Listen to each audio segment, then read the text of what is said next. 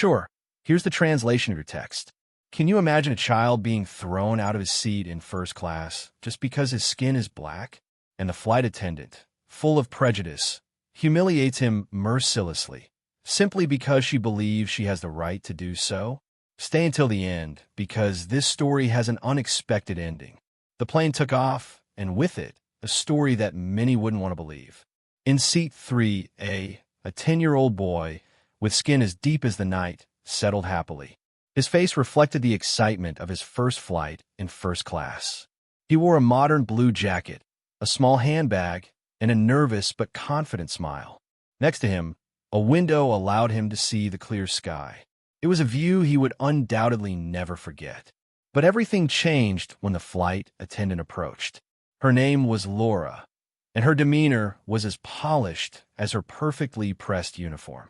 Although she seemed to smile, her eyes reflected something different, something that couldn't be seen at first glance, but it was there. When she reached the row where the boy was sitting, her expression drastically changed. She looked at the boy with a mixture of disdain and surprise. "Excuse me, young man," she began, her tone firm but with a hint of discomfort.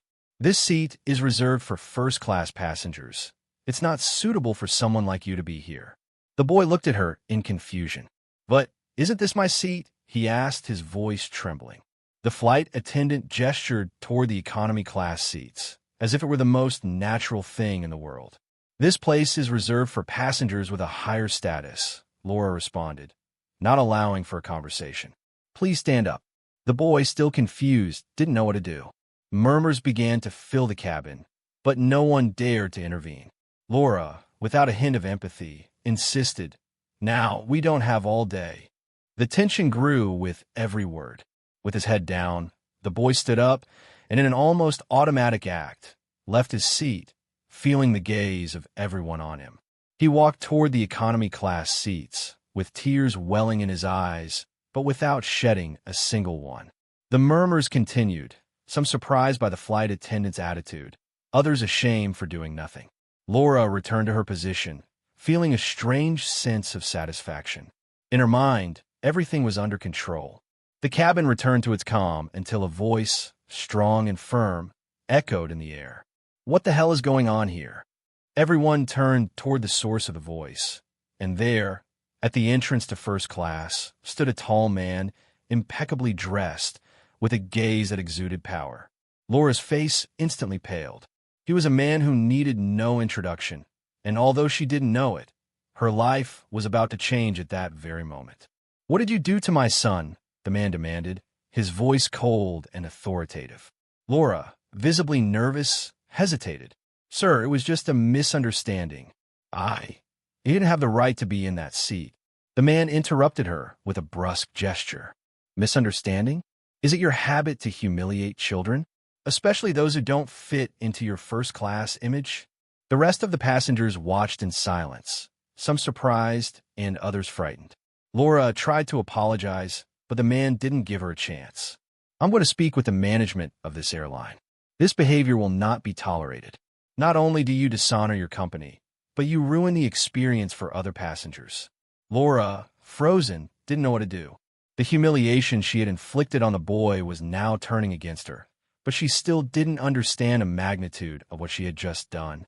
As the man walked toward his son to return his seat, a feeling of helplessness overtook her. But this story wasn't over yet. What Laura didn't know, what no one in that cabin knew, was that the consequences of her contempt and racism would soon catch up with her, and in a way she could never have imagined. Here is the translation of your text. The atmosphere aboard was tense. The man, with an imposing presence, led the boy back to his seat in first class, completely ignoring Laura's bewildered look. The boy, at first, seemed stunned, as if he still couldn't understand what had just happened. He sat down with his head lowered, but his eyes shone with a mix of anger and distrust. He had been stripped of his dignity, and the humiliation was something hard to forget. Laura, on the other hand, couldn't understand what she had done wrong. In her mind, she had done her job, making sure that the proper passengers were in the appropriate places. In her world, social classes were clearly defined, and it was normal for those who had more to have more rights. She thought she had done the right thing. But seeing the cold and powerful gaze of the man, something began to stir in her stomach. Her confidence slowly started to crumble. "I'm watching you, Laura," the man said in a low but fierce voice. "And I have a very good memory. I don't forget the faces of those who think they have the right to treat people this way." Laura swallowed hard and froze, unable to utter a word. The man walked away, making sure the boy was comfortable in his seat. He watched for a long minute, and before leaving, he turned toward the flight attendant. "This is a warning, Laura. Don't approach that boy again. I suggest you think twice before doing something like that again." Laura, feeling her face burn with shame, turned to return her post, but the weight of what she had done wouldn't let her rest. In her gut, something stirred, a mix of regret and frustration. However, in the back of her mind, she thought nothing would change. After all, she was just a flight attendant, and he just a passenger. What she didn't know was that the man who had crossed her path wasn't just any passenger. Soon after, when the plane was cruising smoothly, Laura saw someone approach the cockpit. It was another crew member with a serious expression and a paper in hand. Upon entering the cockpit, they handed the paper to the captain and quickly left. The captain looked at the document in astonishment. In his eyes, there was immediate recognition of what he had just read. As soon as the captain took the microphone, his authoritative and calm voice echoed throughout the cabin. "Attention, dear passengers, due to a last-minute change, Mr. Williams has requested to be provided with the best flight conditions. We appreciate everyone's understanding." The name, though unfamiliar to most of the passengers, left Laura stunned. "Williams? Williams?" she murmured to herself. Her heart started to race. She didn't understand what was happening, but something wasn't right. That man, the one who had crossed her path, was not just any passenger. That's when it clicked. The piece of the puzzle fell into place. The man was not only a millionaire, but also a powerful figure with enormous influence. And not just that. He was no stranger to the highest circles of power in the business world, and his family was associated with some of the biggest names in the financial sector. The man who had humiliated the boy was not just any passenger. He was someone who could destroy Laura's career in the blink of an eye. Laura felt as if the ground had disappeared beneath her feet. She realized what she had just done. She had stripped a child of his place in first class for no reason other than his appearance.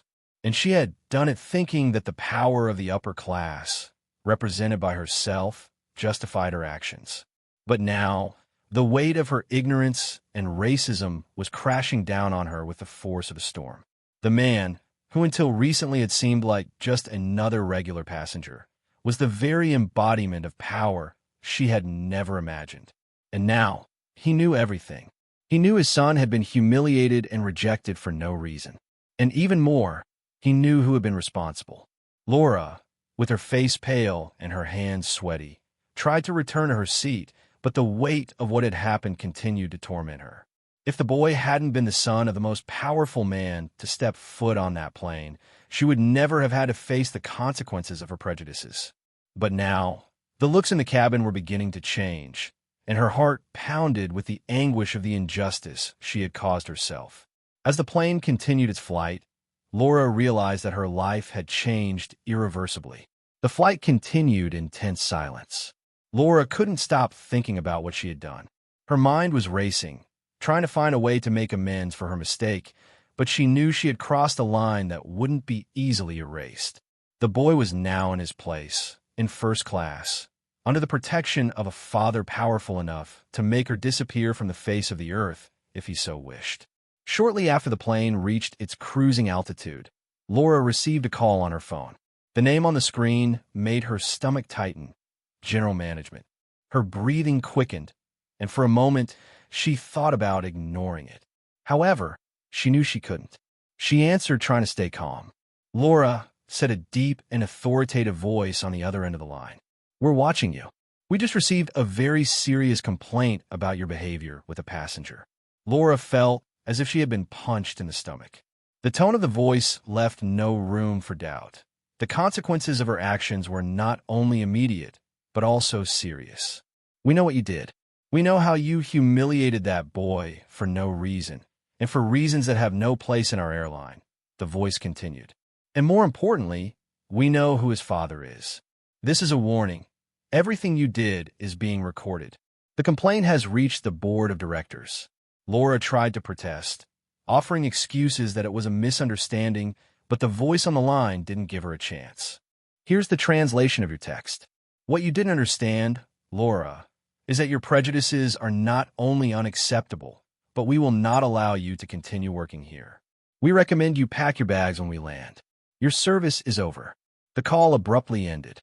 Laura felt the air escape from her. The weight of the situation was unbearable.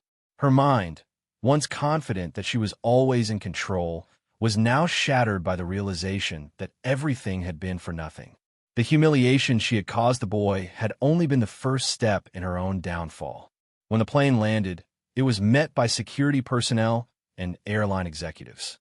The passengers watched curiously as Laura was escorted off the plane, her face flushed with shame.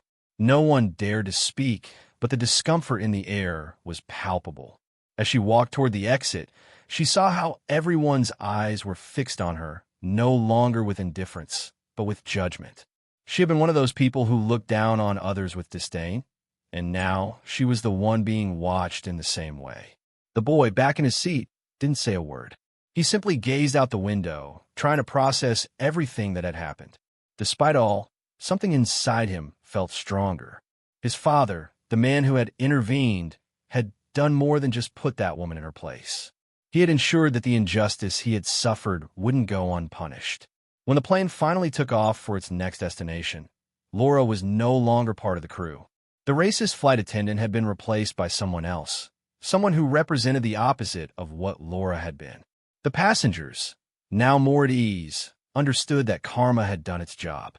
The boy returned to his seat, his dignity restored, while Laura remained behind, facing the repercussions of her own arrogance.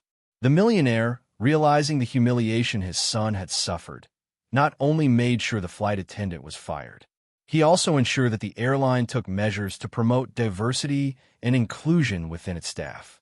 No one would ever be allowed to humiliate a child simply because of the color of their skin without facing devastating consequences.